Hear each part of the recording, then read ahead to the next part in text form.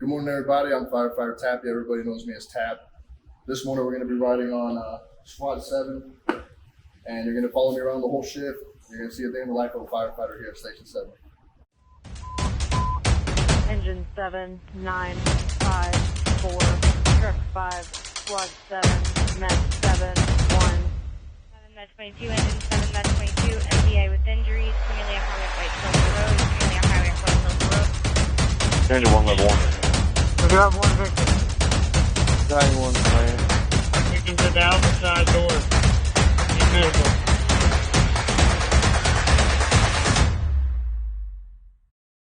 So first thing in the morning when we get here and ready to go, we got to get our gear from the gear room and put it on the rig. All right, so now we got our stuff, we're going to go ahead and start putting it on the rig. Everybody has a different way they want to put stuff in there, and they want to have it situated a certain kind of way. So not everybody's going to look the same, not everybody's going to take up the same amount of space with stuff. And not everybody has the same stuff as everybody else. Now, once we're in here, I make sure that the guy before me left the radio here. I got my air pack. Check this off. This is kind of important. This is kind of the lifeline. So,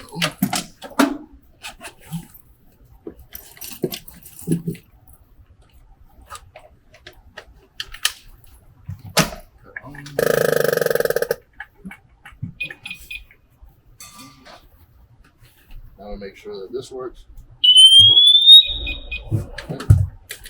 Make sure the purge valve works. It does. Make sure seal works.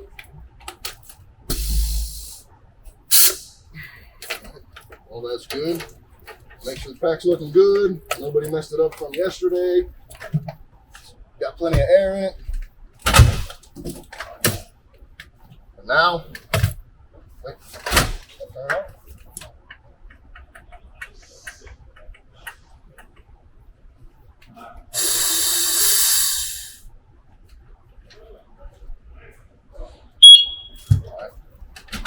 Now we got that going and everything's ready to go. Now we're ready to ride today.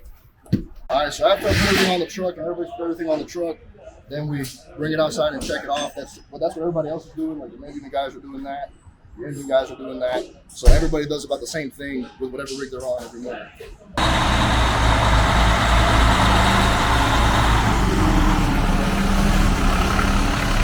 All right, so in the morning we check off the saws to make sure they got gas in them and that they run and just let them get warm for a little bit.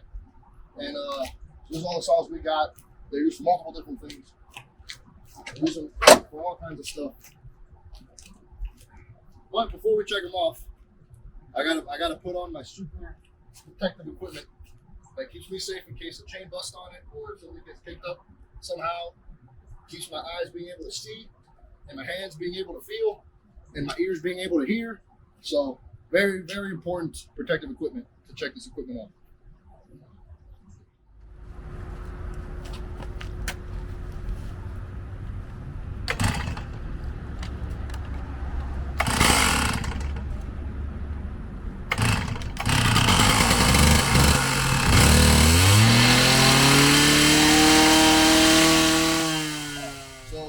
Aside from the saws and all the small engine stuff, we also got to check all our extrication equipment, which we have a good amount of. So let's just turn it on and I'll open them up, close them up, make sure that everything's good, make sure they got good battery. If they don't, take it. Maybe switch it out. Good. And we pretty much just do this with all the extrication on the truck. We have this set back here. We got the set in the front bumper because that's kind of what this truck's for the most part. So we gotta have everything.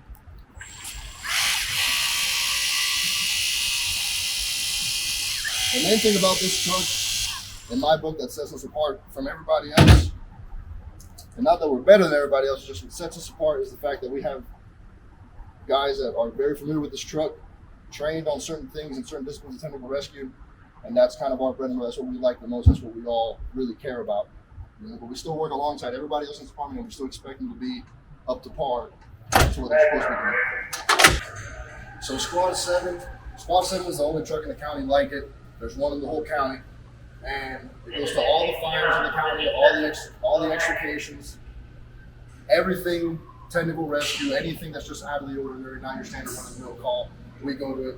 It's a big rolling toolbox, as you can tell. It's got a lot of different tools, a lot of different equipment, ropes, baskets, all kinds of different stuff, and a lot of sets of extrication equipment.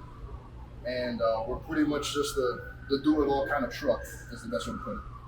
All right, so now we've got everything out there handled. Now we're in here getting ready for breakfast, cooking breakfast. We're all gonna eat together. This is part of the camaraderie and fellowship we do together. You know, we cook, we eat, clean, sleep. Everything gets done together with the crew, and it kind of bonds us, you know?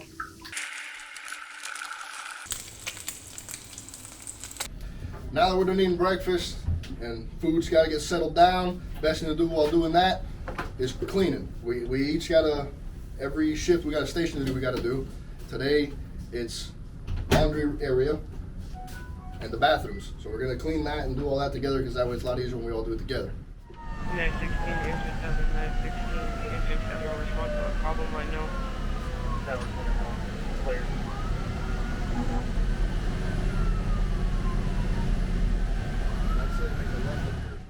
But this logo goes way back to before I was here at the station, but the way it was explained to me and the way I understand it to be is that, you know, with the bars and the Tasmanian Devil, you know, Tasmanian Devil, you know, likes to break stuff and be a little chaotic sometimes.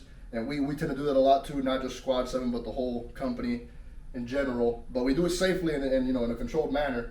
But that kind of represents our get after it kind of attitude.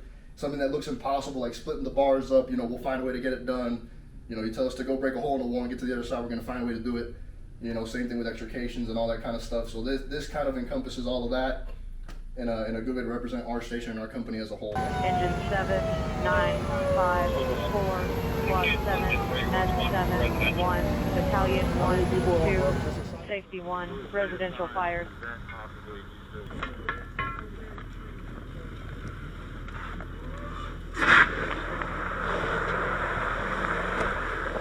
All right, so let's show you guys around the station. This is the chief's office, where Battalion 1 does all his operations and stuff. That's Chief over there. Good morning. The big man. And then we'll walk this way. That's his quarters over there. And you know, EMS supplies for when other ambulances need more stuff that they run out of during the shift. They can get it here. And this is our office, where we do all our reports and paperwork, print stuff out, you know, whatever. There's another computer here in case a lot of people are doing reports at the same time, which usually doesn't happen, but if it does, we got plenty of computers. And then this is the day room.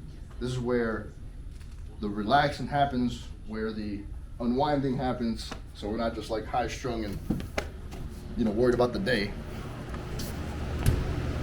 This is the bay where all the apparatus are, and we have our table where all the world's problems are solved at that table over there. And then the squad, the engine, the time truck back there, med unit, the grill. And then this is the kitchen where we eat and talk about more stuff. Hello, everyone. Hey, Chap. Hey. And then this is the bunk room where we sleep. Okay. So this is where we all sleep, and everybody's got their own bunks. Lieutenant's bunk's a lot bigger than everybody else's because, you know, he's special. And then bathroom, women's bathroom, and the showers are in there too. And this is the snorer's bunk. As you can see, this is a special bunk that's got a door to isolate big snorer guy. They want to put me in there, but I refuse.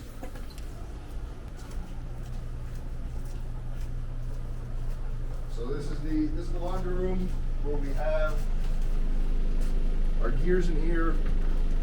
The laundry machines are here. We have a gear washer, so then we can knock off all that bad, you know, cancer stuff that we don't like off of our gear.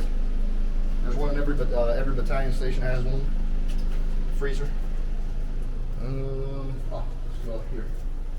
Show you the tower. So this is our training tower. We're the only station that has a tower to train on, and we use it to work out. We use it to do some rope stuff for the most part. We go inside of it. It's also where the extra oxygen is stored for the battalion.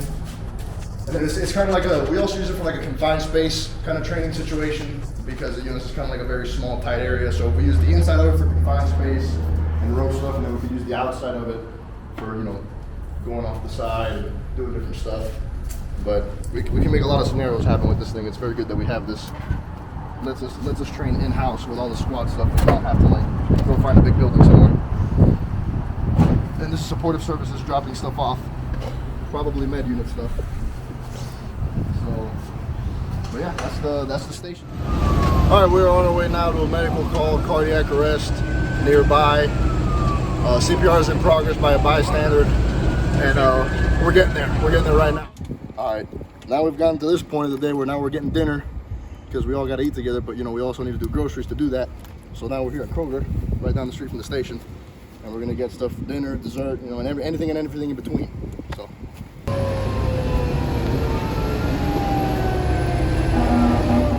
Okay, so we're on our way to a structure fire now. It's the second one of the day. It says there's an outbuilding fully involved. It's in the direct vicinity of a few other structures, and yeah. Need help? I'm good. I'm going to check with Shorty. I got everything set up. All right, now that today's activities are done and over with, now we cook dinner. I'm not good at cooking. There's people here that are way better than that than I am. Jarvis being one of them. Our regular guy that cooks all the time isn't here either. He's doing something else on a cruise or something. But this is one of the main things that happens at the end of the day here at the fire station before we, you know, go off and do our own things. Oh, you got one or like, you know, multiple? Okay, what's that name? His name's Taylor.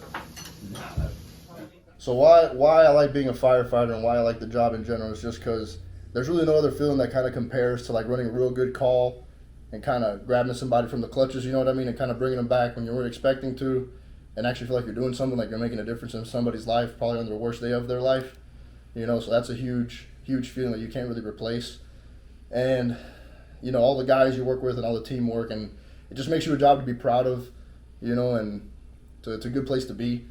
The reason why I like working at Hall County specifically is just because it really just comes down to the people. That's literally the only reason. The first due that I work in and the areas of the county that I've worked in before, like, that doesn't really matter much. It's all the same across the board. It's just fire department stuff. But the thing is, the people here, the people that work here, is the main difference that make me want to stay here. You know, they are like a second family to me. You know, I'm more comfortable here than I am at home sometimes.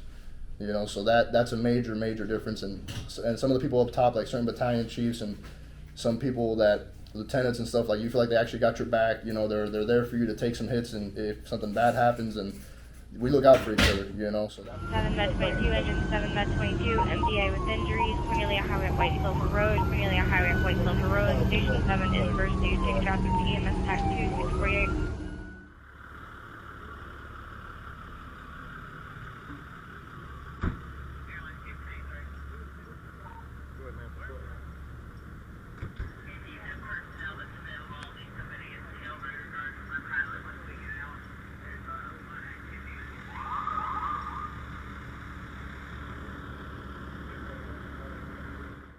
all right, now that we've gotten all today's activities done, had dinner, trained, worked out, done everything, you make your bunk at the end of the night and just kind of starts winding down and getting everything ready to go into the nighttime, and then just respond to any night calls we get.